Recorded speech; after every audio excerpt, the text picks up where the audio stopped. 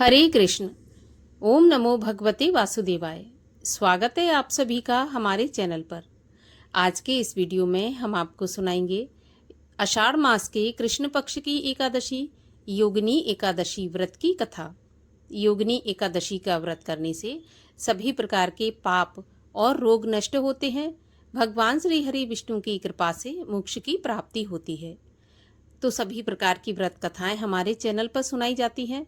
सभी व्रत कथाएं सुनने के लिए और हमसे जुड़े रहने के लिए आपको केवल हमारे चैनल को सब्सक्राइब करके बेल आइकन पर क्लिक करना है और आज की कथा अच्छी लगे तो एक लाइक करके शेयर भी अवश्य करिए। साथ ही कमेंट में हरे कृष्ण जरूर लिखिए। तो चलिए अब सुनते हैं योगिनी एकादशी व्रत की कथा और आरती। धर्मराज युधिष्ठिर बोले, हे जनार्दन, मैंने ज्येष्ठ मास में शुक्ल पक्ष की निर्जला एकादशी की कथा सुनी। अब आप कृपा करके आषाढ़ मास के कृष्ण पक्ष की एकादशी की कथा का वर्णन कीजिए। इस एकादशी का नाम तथा महत्व क्या है, सो सब बताइए। भगवान श्री कृष्ण बोले, हे राजन, आषाढ़ मास के कृष्ण पक्ष की एकादशी का नाम योगिनी है। इसके व्रत से समस्त पाप नष्ट हो जाते हैं और यह व्रत इस लोक में भोग तथा परलोक में मुक्ति देने वाला है। हे राजन, यह एकादशी तीनों लोकों में प्रसिद्ध है। इसके व्रत से पाप नष्ट हो जाते हैं, रोगों से मुक्ति मिलती है और मोक्ष की प्राप्ति होती है। इसके बारे में मैं आपसे पुराणों में कही गई एक कथा का वर्णन करता हूँ, सो ध्यान पूर्वक सुनो। अलकापुरी के राजाधिराज कुबेर सदा भगवान शिव की भक्ति में तत्पर रहने वाले थे। उनका हेममाली नामक एक यक्ष सेवक था जो पूजा के लिए फूल लाया करता था।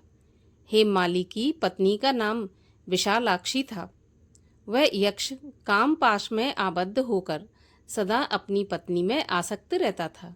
एक दिन हेममाली मानसरोवर से फूल लाकर अपने घर में ही ठहर गया और पत्नी के प्रेम पाश में खोकर वहीं पर रह गया। अतः कुबेर के भवन में नहीं जा सका। इधर कुबेर मंदिर में बैठकर शिव का पूजन कर रहे थे। उन्होंने दोपहर तक फूल आने की प्रतीक्षा की। जब पूजा का समय व्यतीत हो गया तो यक्षराज ने क्रोधित होकर सेवकों से कहा कि यक्षों, दुरात्मा हेममाली क्यों नहीं आ रहा? यक्षों ने कहा, राजन, वह तो अपनी पत्नी की कामना में आसक्त होकर घर पर ही रमण कर रहा है। ऐसा सुनकर कुबेर क्रोध से भर गए और तुरंत ही हेममाली को बुलवाया। वह आकर कुबेर के सामने खड़ा हो गया। उसे देखकर कुबेर बोले, अरे पापी, अरे दुष्ट दुराचारी, तूने भगवान की अवहेलना की है। अतः कोढ़ से युक्त और अपनी उस प्रियतमा से विमुक्त होकर इस स्थान से भ्रष्ट होकर अन्यत्र चला जा। कुबेर के ऐसा कहने पर वह उस स्थान से नीचे गिर गया। कोढ़ से सारा शरीर पीड़ित था, परंतु शिव पूजा के प्रभाव से उसकी स्मरण शक्ति लुप्त नहीं हुई थी। तदनंतर वह पर्वतों में श्रेष्ठ मेरुगिरी के शिखर पर गया। वहां पर मुनिवर मार्कंडेय जी का उसे दर्शन हुआ। पापकर्मा यक्ष ने मुनि के चरणों में प्रणाम किया। मुनीश्वर मार्कंडेय ने उसे भय से कांपते देखकर कहा कि तुझे कोढ़ के रोग ने कैसे दबा लिया? तब यक्ष बोला, मुनिवर, मैं कुबेर का अनुचर हेममाली हूँ। मैं प्रतिदिन मानसरोवर से फूल लाकर शिव पूजा के समय कुबेर को दिया करता था।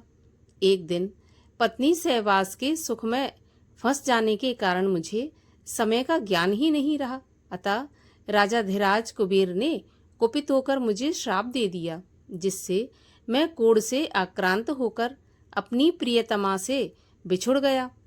हे मुनि श्रेष्ठ, संतों का चित्त स्वभावतः परोपकार में लगा रहता है।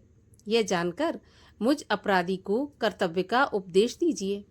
मार्कंडेय जी ने कहा, तुमने यहाँ सच्ची बात कही है, इसलिए मैं तुम्हें कल्याणप्रद व्रत का उपदेश करता हूँ। तुम आषाढ़ मास के कृष्ण पक्ष की योगिनी एकादशी का व्रत करो। इस व्रत के पुण्य से तुम्हारा कोढ़ निश्चय ही दूर हो जाएगा। भगवान श्री कृष्ण कहते हैं, राजन, मार्कंडेय जी के उपदेश से उसने योगिनी एकादशी का व्रत किया, जिससे उसके शरीर का कोढ़ दूर हो गया। उस उत्तम व्रत का अनुष्ठान करने पर वह पूर्ण रूप से सुखी हो गया। हे राजन, यह योगिनी का व्रत ऐसा पुण्यशाली है कि 88,000 ब्राह्मणों को भोजन कराने से जो फल प्राप्त होता है, वही फल योगिनी एकादशी का व्रत करने वाले मनुष्य को मिलता है। योगिनी महान पापों को शांत करने वाली और महान पुण्य फल देने वाली है।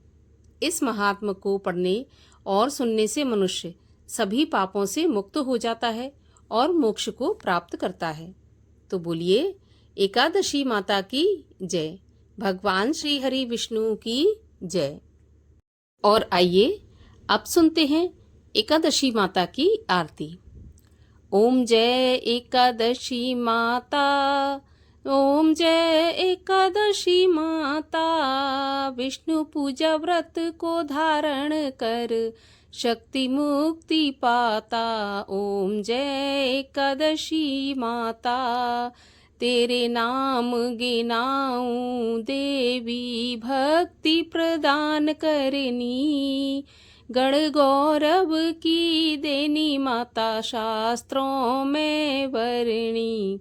ओम जय एकादशी माता, मार्ग शीर्ष के कृष्ण पक्ष की उत्पन्ना विश्व तारणी जन्मी, शुक्ल पक्ष में हुई मोक्षदा, मुक्तिदाता बन आई। ओम जय एकादशी माता, पौष के कृष्ण पक्ष की सफला नामक है, शुक्ल पक्ष में होए पुत्रदा, आनंद अधिक रहे।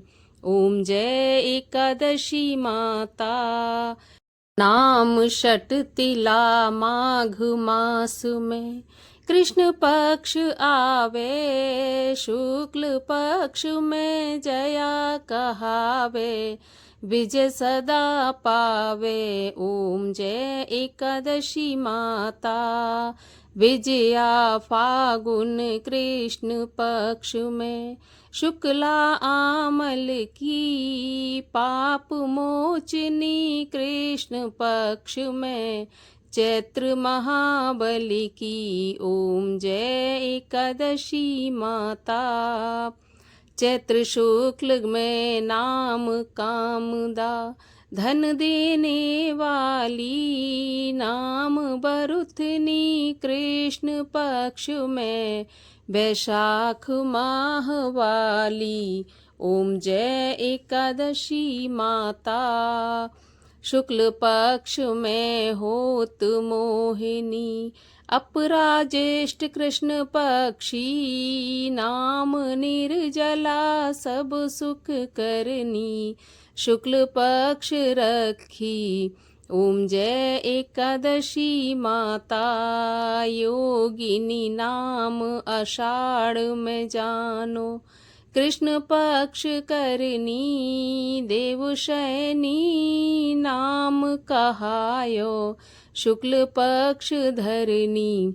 ओम जय एकादशी माता, कामिका श्रावण मास में आवे, कृष्ण पक्ष कहिए, श्रावण शुक्ला होए पुत्रदा, आनंद से रहिए। ओम जय एकादशी माता, अजा भाद्रपद कृष्ण पक्ष की, परिवर्तनी शुक्ला, इंद्रा आश्विन कृष्ण पक्ष में, व्रत से भव सागर निकला। ओम जय एकादशी माता, पापांकुशा है शुक्ल पक्ष में, पाप हरन हारी, रमा मास कार्तिक में आवे, सुखदायक भारी। ओम जय एकादशी माता, देवोत्थानी शुक्ल पक्ष की, दुख नाशक मैया लौंद मास की करूं मैं विनती, पार करो नैया। ओम जय एकादशी माता, शुक्ल लौंद में होत पद्मिनी, दुख दारिद्र हरनी, परमा कृष्ण पक्ष में होती, जन मंगल करनी। ओम जय एकादशी माता। जो कोई आरती एकादशी की भक्ति भाव सहित गावे, जन सामान्य स्वर्ग का वासा निश्चय ही पावे। ओम जय एकादशी माता।